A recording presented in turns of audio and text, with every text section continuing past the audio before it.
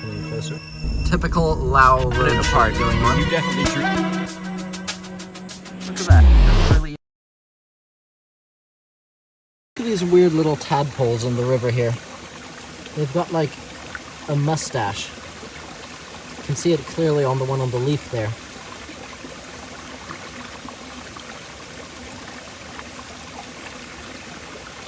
Never seen a tadpole with a mustache before.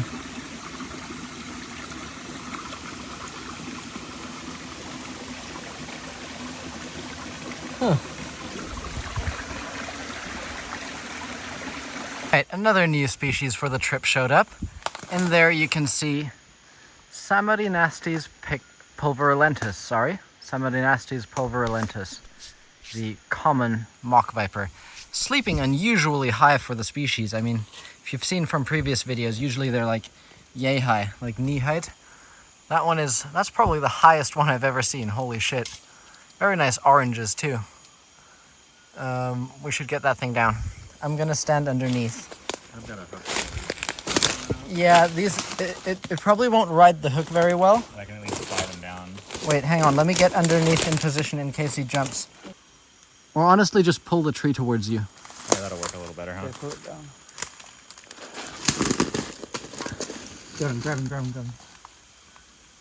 Yeah, you got him. Ow, ow. Nice one.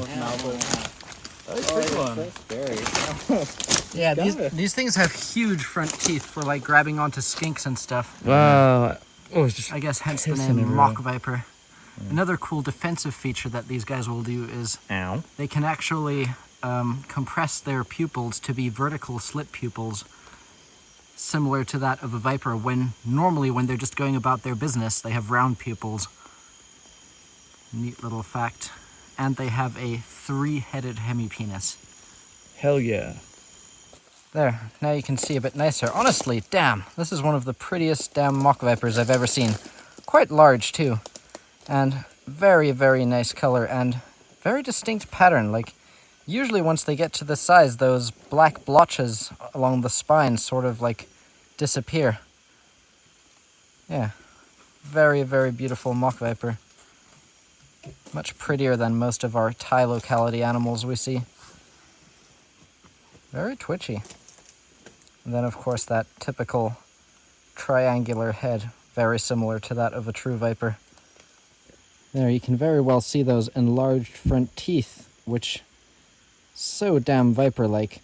They are mildly venomous and rear fanged, but those fangs for the venom are actually right where my thumbnail is, in the rear of the mouth. And then these large teeth in the front of the mouth that look like fangs are just adapted for grabbing onto slippery skinks. Super neat. It's been actually quite a while since I've last seen a mock viper. They used to be crazy common in our southern Thai tours, but recently they've been absent. Good to finally see one. Alright, we've come out the forest and met up with the others. They've got some goodies for us. Show us the snakes. This is a good snake, alright? It's just a vine snake. This is a good snake. Just kidding. Is it? This was a team effort. Like, actually seeing this snake in person, it's a really nice snake. Whoa, that is cool. Yeah. Holy shit. Whoa, it feels so like, more like the, Vietnamese like it on, like. Yeah. It's more like a kind of like what used to be in the Dynodon. Yeah, exactly. From photos, I would have assumed these just to be like pretty cap. But Yeah, the pictures don't do it justice. yeah, what the hell? That like is purple so as well. nice. Yeah, bigger than I was expecting too. That is a Look long. how long this snake is. Yeah, Where was And it doesn't bite.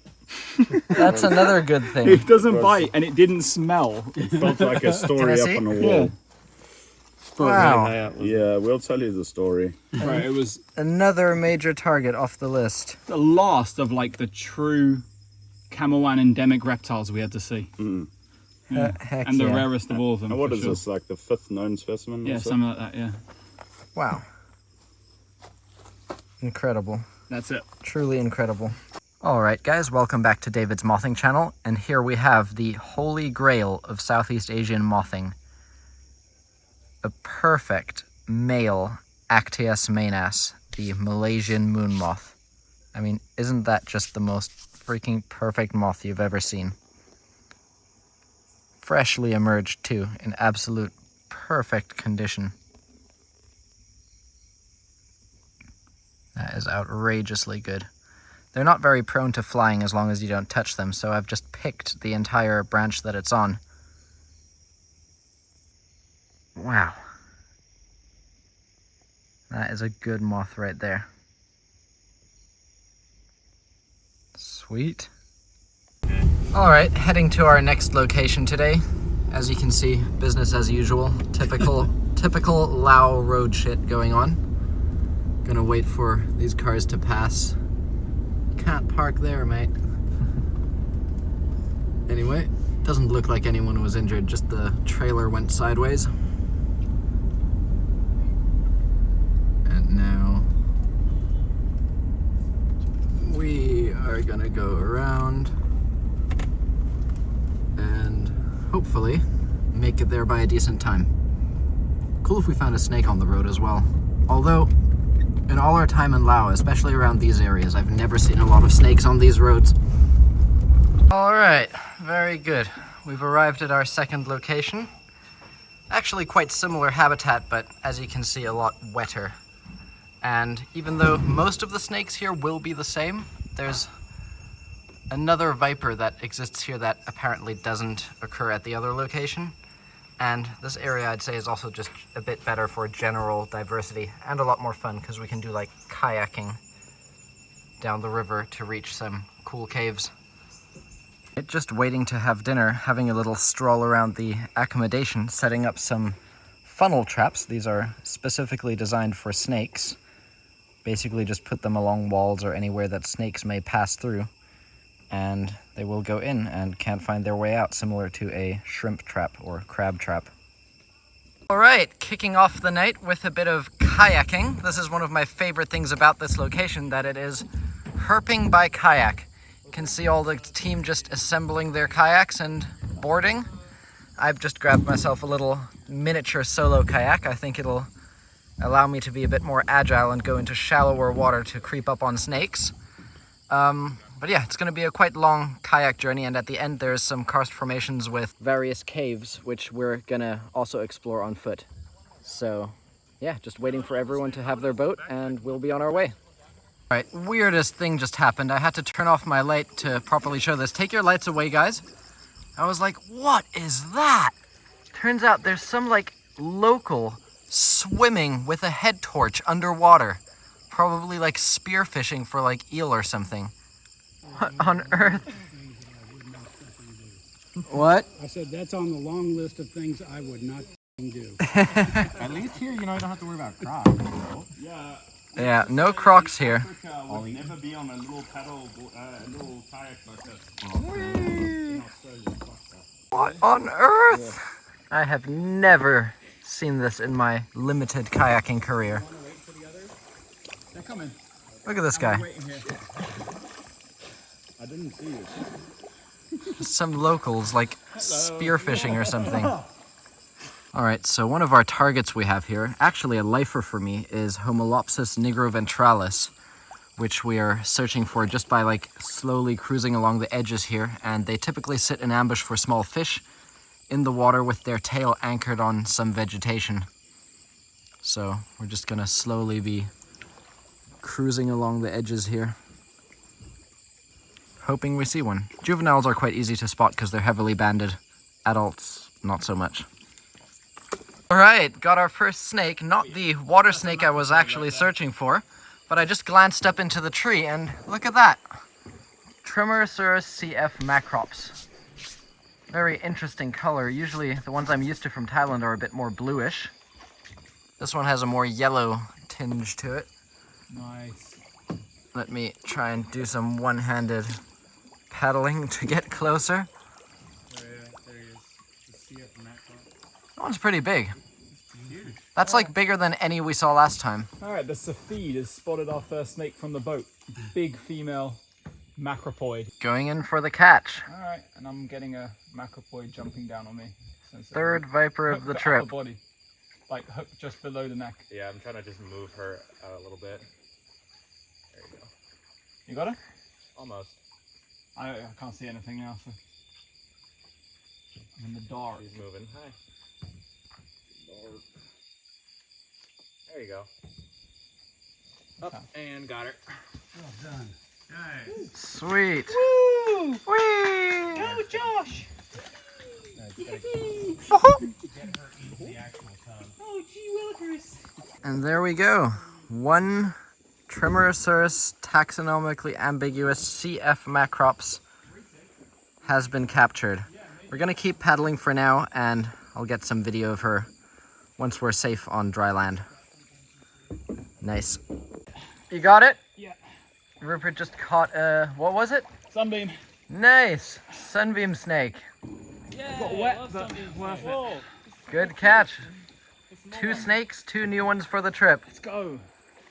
Hell yeah. We're collecting them. Right, as you can see, I only got the very first part of that catch on video. While Rupert was catching that sunbeam snake, I was about to go over to him to film it in his hand when they shouted, "Snake, snake, snake," so I had to speed off ahead and just managed to snag this guy before it jumped in the water. This is Faulia flavipunctatus, aka the worst snake on earth. But it's a new one for the trip, and if you haven't seen 10 trillion of them in your life before, it's actually a not half bad snake. Very smelly, but a large natricine, very widespread in Southeast Asia, and pretty much a We got 2 snakes. Southeast Asia classic. Nice. He's about to bite me there, so I'm gonna have to shut off the camera and re-grip. This is the exact like grip that I grabbed him out the tree just back there with. Awesome. Bring them together.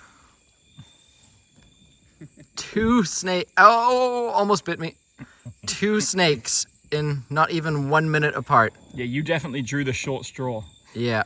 I much rather would have caught that snake. All right. Got all the snakes bagged up now. We've just seen more snakes in the past like 10 minutes than we have yesterday. So that's a good start, and the night is still young. Very, very optimistic we'll be able to get a trip record so far tonight. Earth just keeps getting better and better. I literally just finished filming with those other 2 snakes we just caught. Spotted another green pit viper in there. And as I was just filming this, I hear JP coming up from behind somewhere. Apparently he's caught a Homolopsis nigroventralis, which was one of the main snakes we were hoping to find here. Let me maneuver my way over there. Sorry, this is a bit difficult to do one-handed. This is my method of paddling while filming, but it actually works.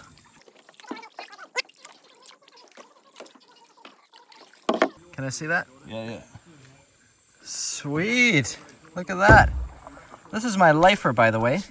At a glance, you may think this is very similar to the skull-faced water snakes that we get in Thailand all the time, which, in a way, yes it is. The pattern visible now is quite similar, although the bands are a bit broader, but wait till you see the venter. It's called nigroventralis for a reason, which means black-bellied. And look at that freaking beautiful venter with those white speckles, which is absolutely nothing like the Thai similar species. Very, very nice lifer right there. What? Big one? Yeah, green one. On it. In the middle there, you can see the Chinese water dragon, although that one is very high and maybe catchable, but honestly I think not worth the effort, as there's a high chance we'll see a more accessible, bigger one. That one's not very large anyway. So I'm just gonna resume the snake search for now. Alright, spotted ourselves another snake. Another Faulia flavipunctatus, you can see just resting in there. One moment. Although this time very, very strongly banded. Stop pushing me. And yeah, at a glance I thought, oh wow, a triangle keelback, and then I remembered where we were and I was like, wait. Just another flavipunctatus, although a very, very pretty one. But they are one of the smelliest and bitiest snakes ever, since we've already got one. I think I'm quite happy just leaving that one there. Also looks like quite a mission to catch. Another green pit viper. Not catching that one, and I'm about to crash. So I'm gonna cut. Oh! Wait. Oh, I just. Stop. Oh, you seen something? Yeah, wait. What's there? Homolopsis? Oh, I lost it. there? You bumped me, yeah, I Homolopsis. didn't bump you. I didn't touch you, boss. Well, in any case, it's gone, but I have video evidence No, of it's it. still there. I can still see it in the lump of things. It's just, it's still stuck in there. Just reach in and grab it. Wait, let me get closer. Oh yeah, wait, I see it. It's still there in the same place. Okay. Got it. Another Homolopsis here. We should actually, like, Another juvenile, a bit bigger, I think, right? Or slightly bigger maybe, yeah. Man, these things are good. bless you. Let's, do we have a bottle for the other We one? have it. JP has to make his way over here. Okay, let me film something real quick. We're experiencing some technical difficulties crossing trees. Meanwhile, there's just another green pit viper cruising up in the vegetation there. Don't know how well you can see it. Gonna leave that one. Better film this comedy show. Oh shit. This is the tree. Alright, arrived at the limestone. Time to deboard, do some hiking around the cave area. Let's dock like one by one. Yes. Alright, all docked up. Most of us, just the last few stragglers getting out. And now it is back to limestone walking. Right, we've arrived back at some habitat which is very similar to what we've been searching for the past few days. And to no surprise, the targets are also very similar to what we've been searching for the past few days. Although we're hoping to get Tremorosaurus trunxinensis at this location as well, because there's a different morph of it that occurs here. This is actually where I got my lifer trunxinensis a couple years ago.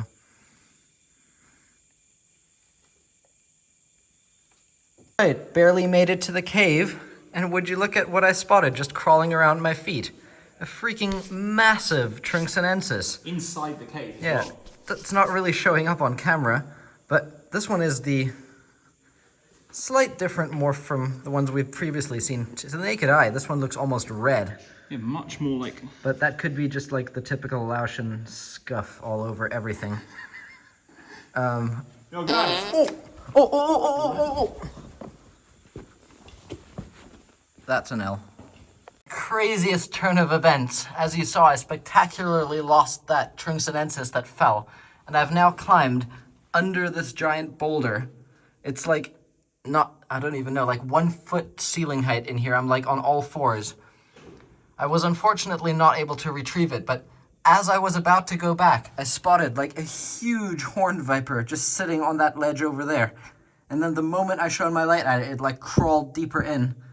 And I've just spent the past 5 minutes trying to look for it, but unfortunately, I don't think it's going to be possible to get it. I've looked everywhere and it just gets way too narrow, so I'm gonna like crawl my way back out here on all fours and hope that we can just find another one. Damn, that sucks. Alright, doing a bit of exploring inside the cave now, and I'm not sure if it's showing up on video, but this is like seriously sketch. I'm walking on these like tiny, there's a wall here right to my side. I'm walking on these like tiny little ledges and it just drops, like I can't even see the freaking bottom. Like imagine falling in there and getting stuck. That'd be the end of you. Anyway, gonna try to carefully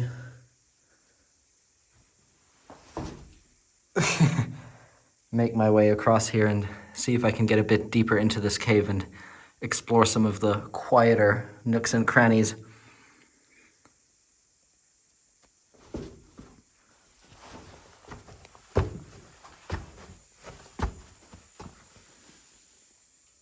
More snakes yet, but there is life. Here's some of the little cave flying frogs.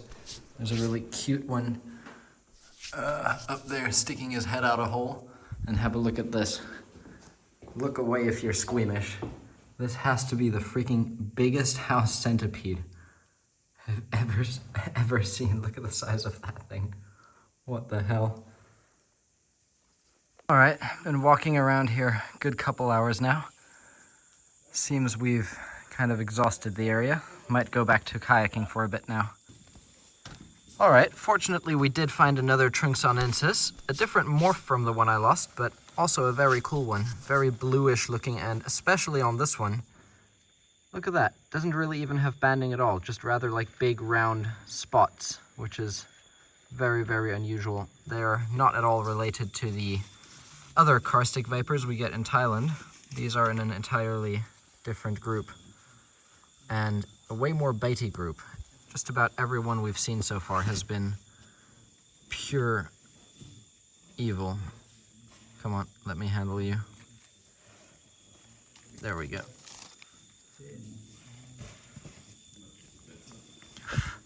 Very slender adult male. I mean, if you stretch it out, it's actually fairly long, but very, very slender, but not necessarily like sickly. It's very nice condition and seems to be in good health. Just, it's a very thin-built snake, kind of like myself.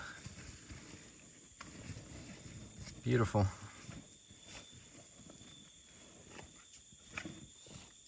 Have a look at this beautiful little fellow I just knocked out the tree. Look at the blues on this one. Holy crap. Almost looks like a freaking Fiji iguana. So nice. That is a good lizard. Holy crap. Catch that guy. I smacked it out the tree with my paddle and caught it in mid-air. He's already starting to change color now, but he's pretty. All right, I'm gonna cut the video, take a quick photo, and release it. All right, Jordan just caught another snake, just swimming on the surface of the water next to his boat. We were actually done for the night. We were paddling back towards our accommodation, and then Jordan just like swooped in and grabbed it, just swimming next to his kayak. Let me go closer to get a better look at that. All right, there we go. Murphy's water snake. Hypsiscopus murphyi. Wait. Is it Murphy or is it like Wettensteini? Wettensteini, I think. Either Murphyi or Wettensteini, but I think Wettensteini got axed actually. I think they're all back to Murphyi now. Is he biting you? No. But I'm not Not yet, certain. but he's just very upset. I'll have to look that up and confirm that via a card. It's like he wants to bite me. Beautiful. Courting ritual. It's definitely not beautiful. It's one of Yes, the it ugliest snakes I've ever seen. You're beautiful. Ah, that is true. Okay, bye-bye. So we got what? Just before bed, this will be the last herp of the night. A lovely large tokay gecko, unfortunately with a bit of regrown tail. It's actually regrown a bit crookedly. Turn them so I can see the top. Very dark, they do change color, but he's got some nice orange patterning. But He likes pineapple cake. I don't think he likes pineapple cake. Okay, it's a tokay. Once you've seen one, you've seen them all. What on earth? I had already been in bed, and I've just gotten my torch on again, because I just heard someone shout snake. What's going on out here?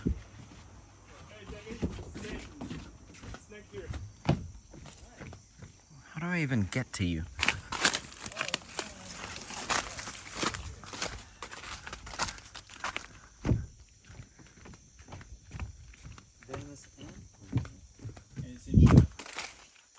What is it? We'll wait till it shows. Rhabdophis. Oh, big hellerai. No, Siamensis. Siemens. Very nice. Don't lose it again. Again? Yeah. When did I lose a... Did I recently lose a keelback? No. Anyway, as you can see, a very in-shed red-necked keelback. Wait, who's going back? Sleeping here. We're probably going to catch this one and Yeah, we're gonna catch take a it. better look at him tomorrow. Where did Shu go? Alright, as mentioned, we've given this Rhabdophis a safe place to wait out his shed in a snake bag away from predators, and now his eyes are nicely cleared up. And I'm actually grabbing him by the head just to avoid any bites, and you can see he's actually oozing venom. Look at that. From both sides of his mouth, right where the rear fangs are. These Rhabdophis will do that a lot. And it'll actually just run out the sides of their mouth. They have a very poor delivery system, so during bites, in order to actually get any into you, they actually have to secrete quite a lot of it. You can see the longer I'm holding him, the more venom he is excreting from his mouth. Quite interesting. Anyway, I'm gonna let go of the head now for a second. Maybe he'll flare up a bit. Yeah, nice large adult, not the brightest one, as you can see. Sometimes when they're a bit smaller, that red hood can be like bright, vibrant. This one is actually a little on the dull side, but nevertheless, very nice snake. And the first one I've ever seen in Laos. So, very nice one. You can see he's got a bit of his tail missing there, a bit of a stumpy tail. And on the side of his body, you can see those little bumps. Those are actually like internal little parasites, like worms of sorts that live under the skin. Oh, look at that. I think his shed is actually ready to come off now. Look at his neck. You can see it peeling there a bit. Let me actually grab him one more time and see if we can maybe help him shed, and he may look a lot more vibrant after that. Alright, you can see by my finger there, the skin is actually starting to peel, which means it's ready to come off. So we'll just check if we give it a little pinch, there we go, we can encourage that off. Once they're ready to come off, it doesn't harm them to gently help them peel the shed, because in the snake bag, there's nothing for them to rub up against. So it's actually a bit harder for them to shed inside a bag. There you go. You can see shed nice and ready to come off. Just get the start here. Make sure the eye cap comes off. Right, it's still stuck on the other side.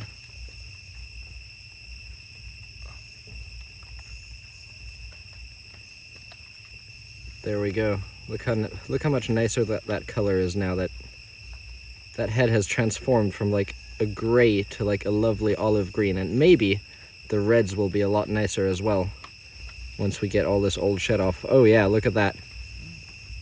Wow, look at that color.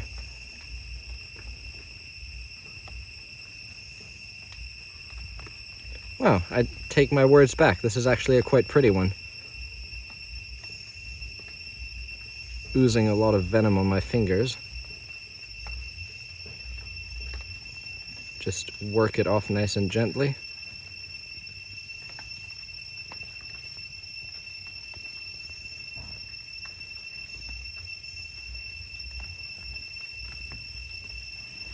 Put it on the ground here. Come in closer.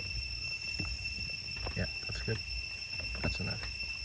You can see it actually kind of comes off like a sock, which is normally what they would do in the wild by just rubbing on sticks and stuff, but if you're manually helping them, you can actually do it a lot more quick and efficient. And usually the snake will realize that you're helping it, and it'll like start wriggling its scales to actually make the process easier, which I think this one may start doing in a moment. There, look at that. You can see him wriggling his ventral scales forth and back, kind of like a caterpillar. And that's actually because he feels the skin coming off and is trying to assist with the process instinctively.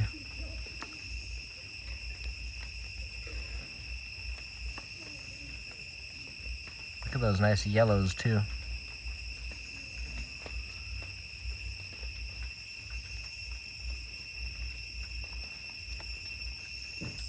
Alright, first piece is off. It's sometimes easier to rip it in half and then continue, because it obviously, like, taking off a long sock, it like bunches up and becomes really hard to proceed. But then once you rip it, it's easier to continue.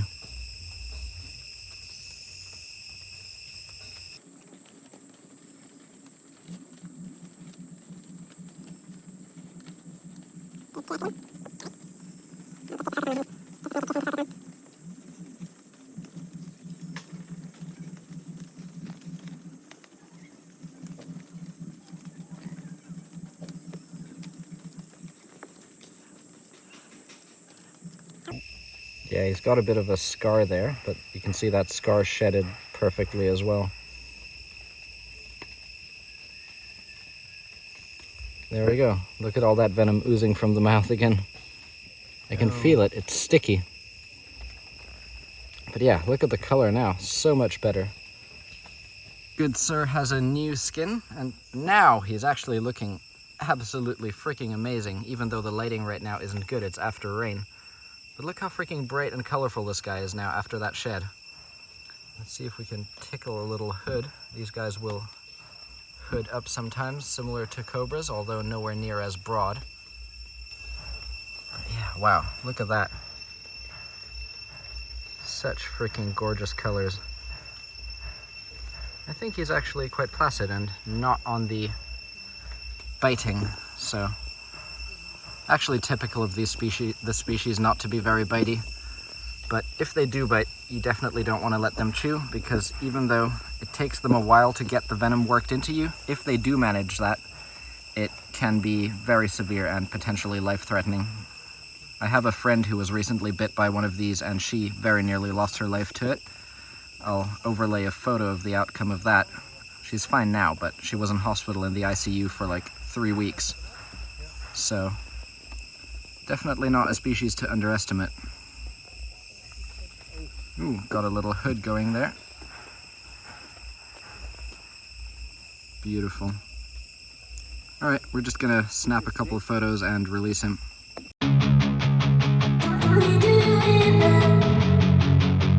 We do it.